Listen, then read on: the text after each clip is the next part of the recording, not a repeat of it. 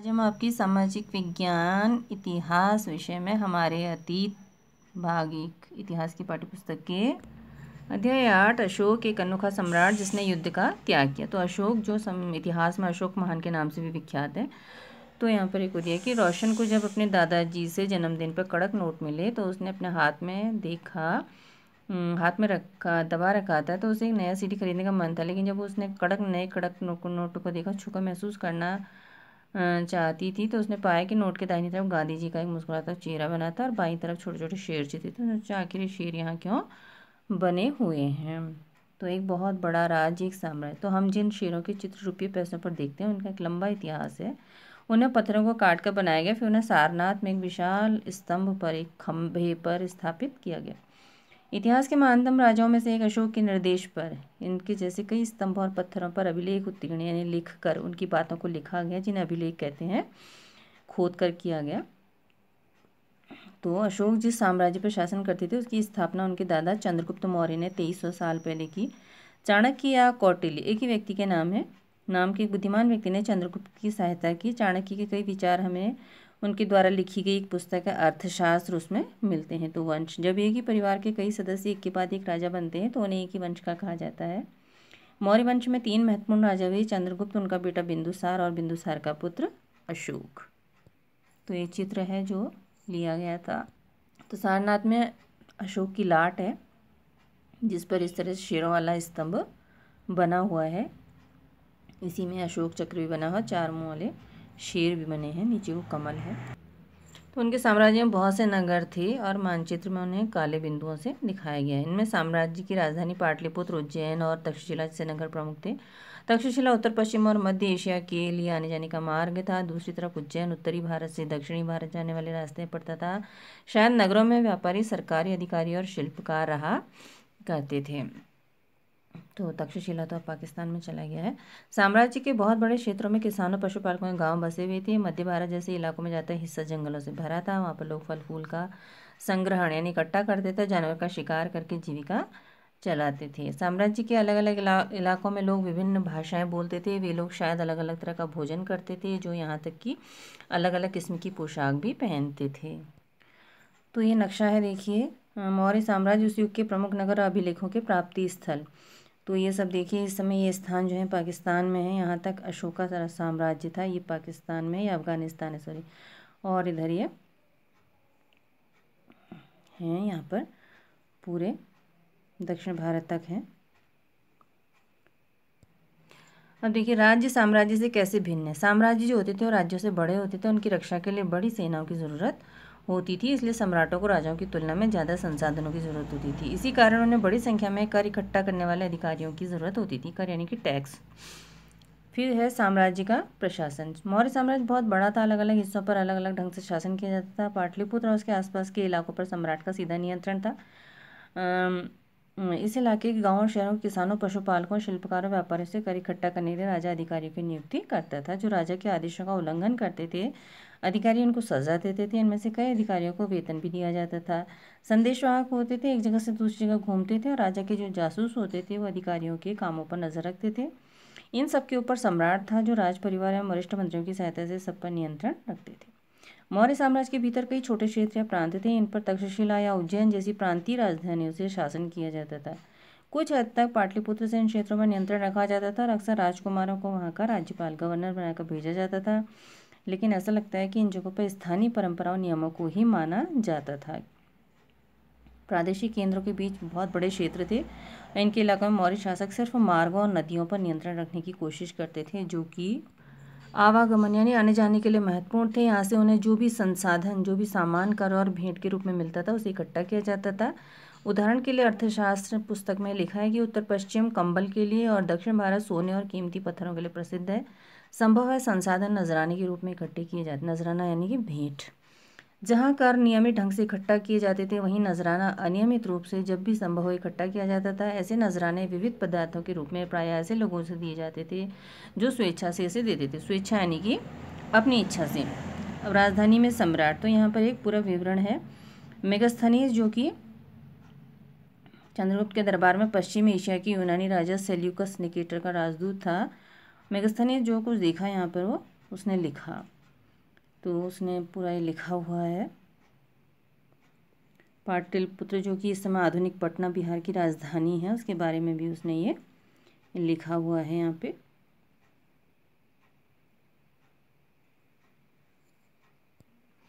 और अंत में जो जंगल वाले इलाके होते थे वहाँ रहने वाले लोग काफ़ी हद तक स्वतंत्र थे। उनसे उम्मीद की जाती थी कि मौर्य पदाधिकारियों को हाथी, लकड़ी, मधु, शहद और मोम जैसी चीज़ ला के दें। तो अशोक एक अनोखा सम्राट। अशोक मौर्य वंश के सबसे प्रसिद्ध शासक थे। वो ऐसे पहले शासक थे जिन्होंने अभिलेखों द्वारा जनता तक अपने संदेश पहुंचाने की कोशिश की। अशोक के ज़्यादातर अभिलेख जो थे वो प्राकृत भाषा और ब्राह्मी लिपि में है। प्राकृत भाषा यानी कि जो जन सामान्य की भाषा थी उस समय में। कलिंग युद्ध का वर्णन करता हुआ अशोक का अभिलेख, एक अशोक का अभिलेख था खुदाया पत्थर में खोद के जो लिखा गया। तो अपने एक अभिलेख में अशोक ने बात कही, राजा बनने के 8 साल बाद कलिंग विजय की लगभग 1.5 लाख लोग बंदी बनाए गए, 1 लाख से भी ज़्यादा लोग मारे गए और इससे मुझे बहुत अपार दुख हुआ। जब किसी स्वतंत्र देश को जीता जाता है तो लाखों लोग मारे जाते हैं और बहुत सारे बंदी बनाए जाते हैं। इसमें ब्राह्मण और श्रमण भी मारे जाते हैं। जो लोग अपने सगे संबंधी और मित्रों को बहुत प्यार करते हैं तथा दासों और मृतकों के प्रति दयावान होते हैं, वे भी युद्ध में या तो मारे जाते हैं या अपने प्रियजनों को खो देते हैं। इसलिए मुझे पश्चाताप हो रहा है। अब मैंने धम्म पालन करने और दूसरों को इसकी शिक्षा देने का निश्चय किया है। मैं मानता हूँ कि धम्म के माध्यम से लोगों का दिल जीतना बलपूर्वक विजय पाने से ज़्यादा अच्छा है। यह अभिलेख भविष्य के लिए संदेश के रूप में है, इसलिए उत्कीर्ण यानी खुदवा रहा हूँ कि मेरे बाद मेरे बेटे और पोते भी युद्ध न करें। इसके बदले उन्हें सोचना चाहिए कि धम्म को कैसे बढ़ाया जाए। तो धम्म जो है वो संस्कृत शब्द धर्म का प्राकृत रूप है। अशोक का कलिंग युद्ध। कलिंग जो था तटवर्ती उड़ीसा का प्राचीन नाम है। अशोक ने कलिंग को जीतने के लिए युद्ध लड़ा, लेकिन युद्ध से जो हिंसा और बहुत खून खराबा हो उसे देखो ने युद्ध से वितृष्णा यानी कि बहुत ही नफरत हो गई। उन्होंने निर्णय लिया कि भविष्य में कभी युद्ध नहीं करेंगे। ये उत्कृष्ट पॉलिश वाले पत्थर की इस मूर्ति को देखो, यह बिहार के रामपुरवा में मिले मौर्यकालीन स्तंभ का हिस्सा है। अभी इसे राष्ट्रपति भवन में रखा गया है। यह उस समय की मूर्तिकला का एक नमूना है। अशोक का धम्म क्या था? अशोक के धम्म में किसी देवता की पूजा अथवा किसी कर्मकांड की आवश्यकता नहीं थी। उन्हें लगता था जैसे पिता अपने बच्चों को अच्छे व्यवहार की शिक्षा देते हैं, वैसे उनका कर्तव्य कि अपनी प्रजा को निर्देश दें। बुद्ध के उपदेशों से भी वे प्रेरित हुए थे। तो कई समस्याएं थी जिनके लिए उनमें संवेदना थी, वो एक भावनात्मक उससे जुड़ते थे। तो उनके साम्राज्य में अलग अलग धर्मों को मानने वाले लोगों में कई बार टकराव पैदा हो जाता था। जानवरों की बलि चढ़ाई जाती थी। दासों और नौकरों के साथ बहुत क्रूर व्यवहार किया जाता था। इसके अलावा परिवार और पड़ोसियों के बीच भी झगड़े होते थे। अशोक ने महसूस किया कि इन समस्याओं का निदान उनका कर्तव्य है, इसलिए उन्होंने धम्म महामात्र नाम के अधिकारियों की नियुक्ति की जो जगह जगह जाकर धम्म की शिक्षा देते थे। इसके अतिरिक्त अशोक ने अपने संदेश में कई स्थानों पर शिलाओं और स्तंभों पर खुदवा दिया। अधिकारियों को निर्देश दिया कि वे राजा के संदेश को उन लोगों को पढ़कर सुनाएं जो खुद पढ़ नहीं सकते। अशोक ने धम्म के विचारों को प्रसारित करने के लिए सीरिया, मिस्र, ग्रीस और श्रीलंका में भी अपने दूत भेजे। उन्होंने सड़कें खूब बनवाई, कुएं खुदवाए, विश्राम गृह बनवाए। इसके अतिरिक्त उन्होंने मनुष्यों और जानवरों की चिकित्सा की भी व्यवस्था की, यानी कि समाज में उनके जितने भी जीव जंतु या मनुष्य रहते थे उन सब के हित को उन्होंने सोचा था। अपनी प्रजा के लिए अशोक के संदेश। लोग विभिन्न अवसरों पर अनुष्ठान करते हैं। उदाहरण के लिए जब वो बीमार होते हैं तब जब उनके बच्चों का विवाह होता है, बच्चों के जन्म पर, और जब यात्रा शुरू करते हैं तो अलग तरह तरह के अनुष्ठान करते हैं, तरह तरह की होम यज्ञ या पूजा पाठ करते हैं। तो ये कर्मकांड किसी काम के नहीं है कह रहे हैं। इसके बदले यदि लोग दूसरी रीतियों को माने तो वे ज़्यादा फलदायी होंगी। अन्य प्रकार की रीतियाँ क्या हैं? ये है अपने दासों और नौकरों के साथ अच्छा व्यवहार करना, बड़ों का आदर करना, सभी जीवों पर दया करना, ब्राह्मणों और श्रमणों को दान देना। अपने धर्म की प्रशंसा या दूसरों के धर्म की निंदा करना, दोनों ही बातें गलत हैं। हर किसी को दूसरे धर्म का आदर करना चाहिए। यदि कोई अपने धर्म की बड़ाई और दूसरों के धर्म की बुराई करता है तो वास्तव में अपने धर्म को ज़्यादा नुकसान पहुंचा रहा है। इसलिए हर किसी को दूसरे धर्म के प्रमुख विश्वासों को समझने की कोशिश करते हुए उसका आदर करना चाहिए। तो भारत के प्रथम प्रधानमंत्री पंडित जवाहरलाल नेहरू ने लिखा है, उनके धर्मोपदेश आज भी हमें एक ऐसी भाषा में बात करते हैं जिसे हम समझ सकते हैं और जिनसे हम बहुत कुछ सीख सकते हैं। अशोक ने धर्म के विचारों को दूर दूर तक फैलाने के लिए उन बातों को बताया जो आपके अनुसार आज भी प्रासंगिक है। अशोक के संदेश के उन हिस्सों को बताया जो आज भी प्रासंगिक है, यानी कि हमें लड़ना नहीं चाहिए, दूसरों का सम्मान करना चाहिए, दूसरों के धर्म की निंदा नहीं करनी चाहिए। ब्राह्मी लिपि। आधुनिक भारत की ज़्यादातर लिपियाँ पिछले सैकड़ों वर्षों में ब्राह्मी लिपि से उत्पन्न है। यहाँ आप अक्षर को अलग अलग भाषाओं की लिपियों में देख सकते हैं। तो देखिए, आरंभिक ब्राह्मी देवनागरी में और बांग्ला में ऐसे बना है, मलयालम में ऐसे, तो ढंग वही है, थोड़ा सा अंतर है। अन्यत्र यानी कि दूसरी जगह मौर्य साम्राज्य के उभरने से थोड़ा पहले लगभग 2400 वर्ष पहले चीन में सम्राटों ने चीन की दीवार का निर्माण शुरू किया। इसे बनाने का उद्देश्य उत्तरी सीमा की पशुपालक लोगों से रक्षा करना था। अगले 2000 वर्षों तक इस दीवार का निर्माण कार्य चलता रहा क्योंकि साम्राज्य की सीमाएं बदलती रहीं। यह दीवार लगभग 6400 किलोमीटर लंबी है और तथा पत्थर और ईंट से बनी है। इसकी ऊपरी सतह सड़क जैसी चौड़ी। इस दीवार को बनाने के लिए हजारों लोगों को काम करना पड़ा। हर 100-200 मीटर की दूरी पर इस पर निगरानी रखने के लिए बुर्ज बने हुए हैं। और पड़ोसी देशों के प्रति अशोक का रवैया चीनी सम्राटों के रवैये से भिन्न था। वो एक दूसरे के उसका आदर करता था। तो ये यहाँ पर कुछ प्रश्न हैं।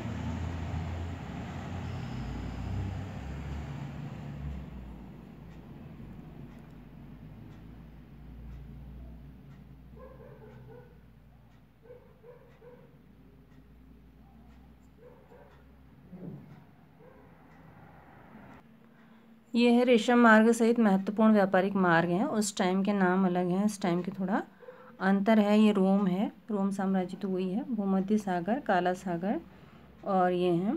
तो इसमें ये मार्ग जो भूरे से हैं थोड़ा चीनी शासकों के नियंत्रण में था। हरे जो कुषाणों के में थे। महत्वपूर्ण समुद्री मार्ग, ये मार्ग ईरान के शासकों के नियंत्रण में थे। तो अलग अलग शासकों का उसमें नियंत्रण था। तो ये दिखाया है, ये काकेशस है और इधर ये अरब सागर है, इधर ये अरब का क्षेत्र है और ये मंगोलिया, ये चीन, तिब्बत के ऊपर चीन, उसके ऊपर मंगोलिया और ये हमारे भारत का क्षेत्र आ जाता है, बंगाल की खाड़ी वगैरह ये पूरा। तो ये सिल्क रूट है सारा।